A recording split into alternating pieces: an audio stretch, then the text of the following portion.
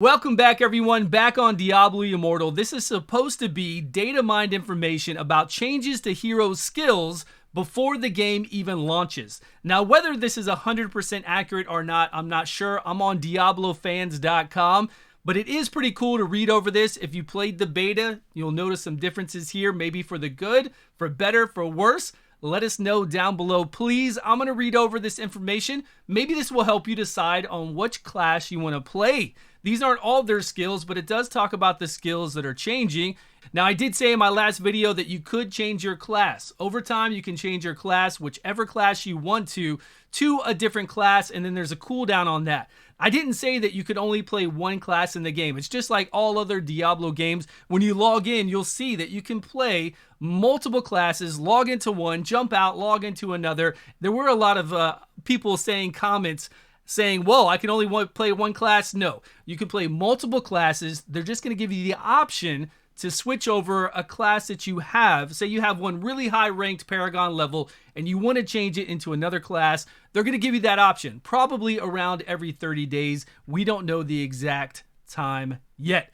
Let's read over these and let's look at the skills as I read over this, and let's get excited for June 2nd. Starting with the wizard, Arcane Torrent, channel a barrage of arcane projectiles, each dealing less damage to enemies in the area. Using Arcane Torrent slowly consumes its energy, which recovers while Arcane Torrent is not in use. That's a big drop in damage. Let us know back in beta, was Arcane Torrent busted? Was it doing way too much damage? Because if this change goes into effect, that is way less.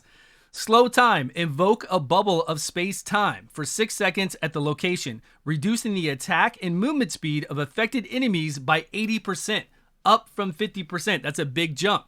The slowing and movement of projectiles is 80%, but against enemies in PvP, this will be 50%.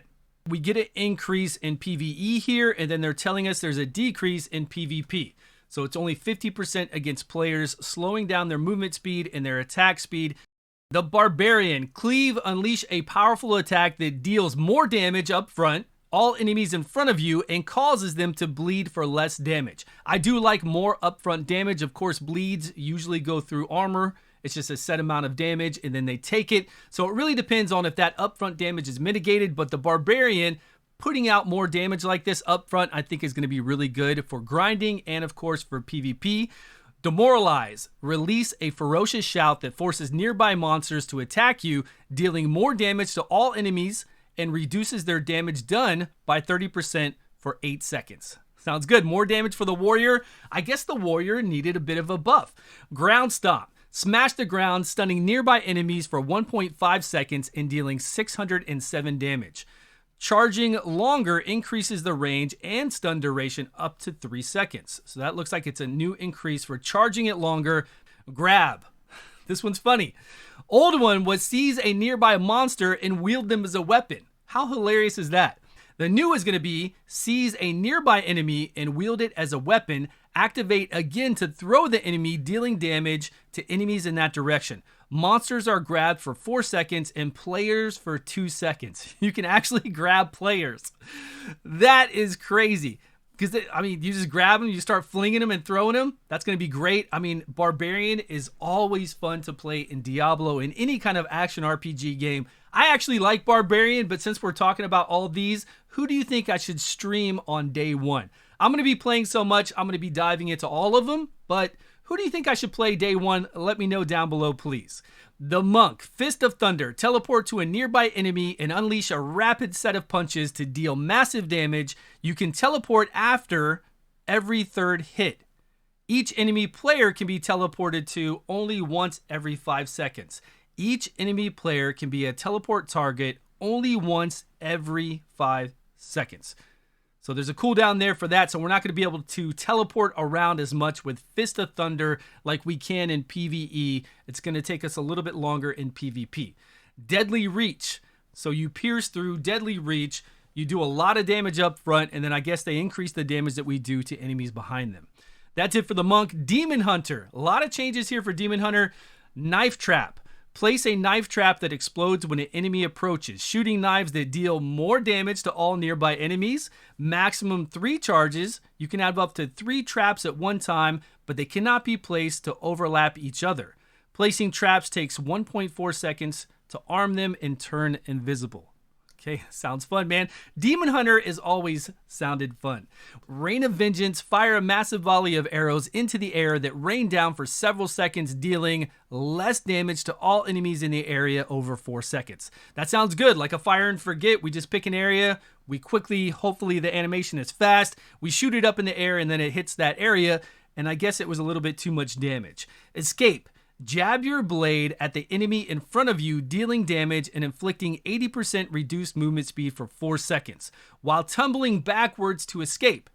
And it says here, escape can be activated a second time within 3 seconds, but it's crossed out, like that's been removed. So we cannot activate escape again. Now, Demon Hunter can do a lot of damage, I know that, but it's all of whether we can escape from taking that damage, right? Do we have ways to get away from, especially in PvP, from all that damage? Spinning Chakram launches Spinning Chakram that deals more damage to all enemies in its path and then deals more damage to enemies as it returns.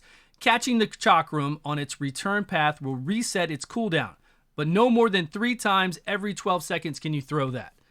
Remember, the abilities in this game are fast. You're doing a whole bunch of abilities very quickly within 12 seconds, and then their cooldowns are going off. You're not just doing like one ability and waiting. Plus you have your basic ability. You're constantly going through a rotation of all your skills, and it's fun, it's fast. So while you've been seeing these skills off to the side as I talk about these, just remember when you're in combat, it's a lot different than seeing just these skills being done here on display for each of these classes. Crusader, draw and quarter, mount a celestial warhorse for 5 seconds, dispel all movement impairing effects, increase your movement speed by 60%, and replace your primary attack with holy chains that whip 6 nearby enemies. It used to be 8, now it's down to 6, dragging them as you ride and repeatedly dealing less damage to them. Not a lot less damage, I don't think, but still less damage. I guess that ability was too strong. It looks really cool. And I don't know, I really would like to play a Crusader as well. Consecration, consecrate the ground around you, dealing less damage to all enemies nearby over 6 seconds. Shield charge, charge toward with a shield, pushing all enemies in its path, inflicting less damage. Enemies colliding into terrain will be stunned for 3 seconds. It might be hard in PvP to get them to be stunned off of terrain. I don't know the PvP environment, how hard it is to get them up against a wall or some kind of terrain in there. Sacred Chain, throw your holy chain that bounces between enemies, striking up to 6 targets and dealing more damage to them. The chain stun enemies for 8 seconds, but are dispelled if they take damage. Duration reduced to 3 seconds for players. So if we do use this on players, just make sure you don't do subsequent damage to them with your Sacred Chains in the Crusader. So that is all these changes that could be happening for global release. Again, this was data mined. This is on DiabloFans.com. I cannot vouch for how accurate this is at all, but I do think it's very interesting, and I do appreciate you all so much for watching. I'm excited. I can't wait. Stay tuned to this channel. Make sure you subscribe and follow me over on Twitch. We're going to be streaming all the time on YouTube as well as Twitch, and we're going to be giving you daily updated videos on all news and fun things dealing with Diablo Immortal. Thank you all so much for watching. I will see you all in a video soon.